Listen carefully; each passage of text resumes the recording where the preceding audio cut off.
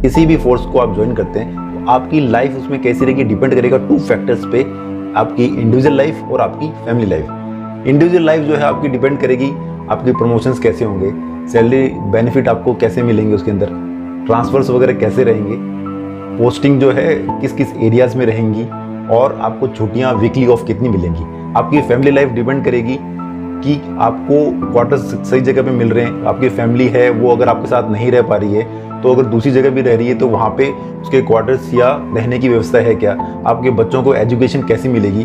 तो ये सारे फैक्टर्स अपन इस वीडियो में डिस्कस करेंगे। तो दोस्तों मैं ओम प्रकाश रुकिया सारे पॉइंट्स आपको बताऊंगा और आपको ये हेल्प करेगा कि आपको एसएसबी में क्यों जाना चाहिए। तो दोस्तों चैनल पे अभी तक नए हैं और आपने चैनल को सब्सक्राइब नहीं किया तो सब्सक्राइब कर दीजिए, क्योंकि आपको इसी तरह के इंटरेस्टिंग कंटेंट यहाँ पे मिलते रहेंगे। देखो फोर्स के अंदर में लाइफ है ना, वो ट्रांसफर्स पे बहुत डिपेंड करती है। तो सबसे पहले मैं आपको ट्रांसफर्स के बारे में बताता हूँ कि क्या पॉलिसी है, क्योंकि न्यू गाइडलाइंस आई हैं, आपको उसको समझना बहुत जरूरी है। ट्रांसफर को समझने के लिए एकदम सिंपल वे में आपको बताता हूँ। 2 चीज में इसको डिवाइड कर देते हैं। एक होता है आपकी स्टैटिक फॉर्मेशन जिसमें आपकी ड्यूटी रहेगी, एक होता है आपका ड्यूटी बटालियन जो कि आपकी बॉर्डर्स वगैरह पे ड्यूटी रहती है। तो इसमें कौन कौन सी चीजें कहाँ रहेंगी वो आपको मैं बताता हूँ। देखिए अगर स्टैटिक फॉर्मेशन की बात करें तो जितने भी फोर्स हेडक्वार्टर्स हैं, फ्रंटियर हेडक्वार्टर्स हैं, सेक्टर हेडक्वार्टर्स हैं, ट्रेनिंग सेंटर्स हैं, कंपोजिट हॉस्पिटल्स हैं, एस्टैब्लिशमेंट जहाँ पे आप डेपुटेशन चल जाते हैं, तो ये सारे के सारे स्टैटिक फॉर्मेशन के अंदर में आएंगे।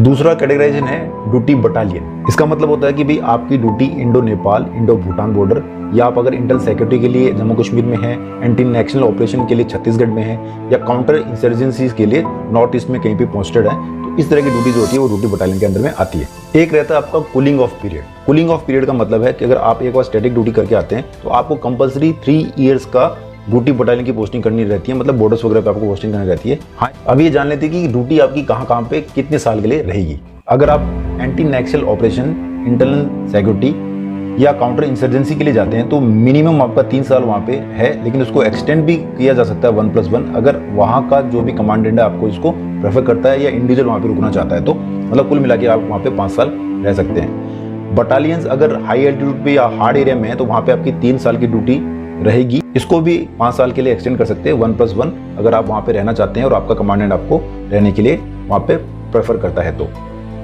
नॉर्मल एरियाज के अंदर में आप 4 साल के लिए रहेंगे और इसको 1 साल के लिए बढ़ाया जा सकता है, डिपेंड करेगा आपके कमांडेंट पे। अभी जैसे मैंने आपको पिछली वीडियो में बताया था कि 6 फ्रंटियर्स हैं, अगर आपकी फ्रंटियर में ड्यूटी रहती है तो आपको फ्रंटियर के अंदर ही 8 साल की ड्यूटी करनी पड़ेगी।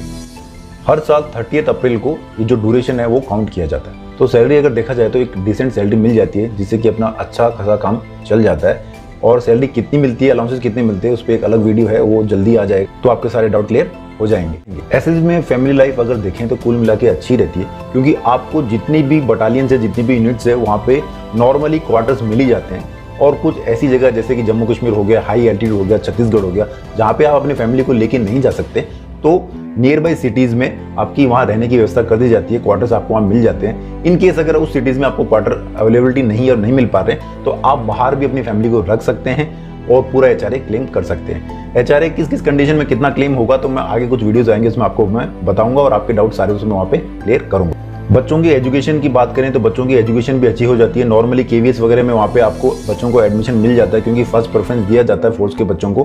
कहीं पे भी अगर केवीएस वगैरह रही तो बहुत सारी कॉलेजेस रहती हैं जहाँ पे एडमिशन होना बहुत मुश्किल होता है, लेकिन पैरामिलिट्री फोर्सेस के बच्चों को वहाँ पे प्रेफरेंस दिया जाता है और वहाँ पे एडमिशन हो जाता है। अगर इंडिविजुअल लाइफ की बात करें तो प्रमोशंस एसएसबी के अंदर में बहुत ही फास्ट हैं। सबसे पहले आईटीबीपी को माना जाता था कि आईटीबीपी के अंदर में प्रमोशन बहुत ज़्यादा फास्ट हैं, क्योंकि उस समय आईटीबीपी ग्रो हो रही थी। लेकिन आज के टाइम पे देखें तो एसएसबी का पलड़ा भारी है। वैसे 19-20 का ही फर्क है, ज़्यादा फर्क नहीं है। सबसे फास्टेस्ट प्रमोशन की बात करें तो एसएसबी को आप बोल सकते हैं। प्रमोशंस सब इंस्पेक्टर से लेके ऊपर तक क्या रहेंगे वो आगे आने वाली वीडियो में पूरा एक्सप्लेन करने वाला हूँ, तो वो वीडियो देखना ना भूलिएगा। एसएसबी की फोर्स अगर देखा जाए तो जो भी एस्पिरेंट्स उत्तराखंड, यूपी, छत्तीसगढ़, झारखंड, बिहार, इनके लिए होम जोन ही है और इनके लिए बहुत ही बेस्ट है। अगर आप इस एरिया से बिलोंग करते हैं तो आपके लिए एसएसबी सबसे बेस्ट रहेगी। इसके अलावा जम्मू कश्मीर, अरुणाचल प्रदेश, वेस्ट बंगाल, इनके लिए भी लगभग होम जोन जैसा ही है। तो ये कैंडिडेट जो भी यहाँ से प्रिपेयर कर रहे हैं तो एसएसबी को प्रेफर कर सकते हैं। वर्कलोड की बात करें या वर्किंग एनवायरनमेंट की बात करें तो बहुत ही कम रहता है, सिर्फ इंडो नेपाल बॉर्डर पे है वो थोड़ा सा आपका वर्कलोड ज़्यादा रहता है। इसको मैंने जॉब प्रोफाइल वाले जो वीडियो में पूरा एक्सप्लेन किया है, वहाँ पे आप जाके समझ सकते हैं कि किस तरह का वर्कलोड रहता है। मोटा मोटी ये बता दूं कि 90% आपका वर्कलोड ज़्यादा नहीं रहता है और वर्किंग एनवायरनमेंट आपका बहुत ही अच्छा रहता है। इस फोर्स में एक जो दिक्कत है वो है आपकी वीकली ऑफ की। आपको वीकली ऑफ नहीं मिल पाता है क्योंकि छोटी फोर्स है, स्ट्रेंथ बहुत कम है, तो वीकली ऑफ मिलना ये मानिए ना के बराबर ही रहता है। छुट्टियां वगैरह और फोर्सेस के बराबर ही हैं, आपको 60 EL इसमें मिल जाती हैं, सिर्फ CISF में छुट्टियां कम है, बाकी फोर्सेस में लगभग बराबर है। अब आपके दिमाग में ये चल रहा है कि यार एक जगह कैसे रहें, तो उसकी थोड़ी बहुत व्यवस्था SSB में है। वो इस तरह से है कि अगर आप एज ए ट्रेनर लग जाते हैं तो आपको ट्रेनिंग सेंटर्स में ही काफ़ी साल कट जाते हैं, या आपकी अगर फोर्स हेडक्वार्टर में ड्यूटी है। वैसे रूल तो 3 साल का ही है, 3 साल में कर सकते हैं, लेकिन उसमें एक रूल ये भी है कि अगर आपके ऊपर वाले ऑफिसर चाहें कि भी इससे वर्क इफेक्ट होगा तो वो आपको वहाँ पर रोक के रख सकते हैं।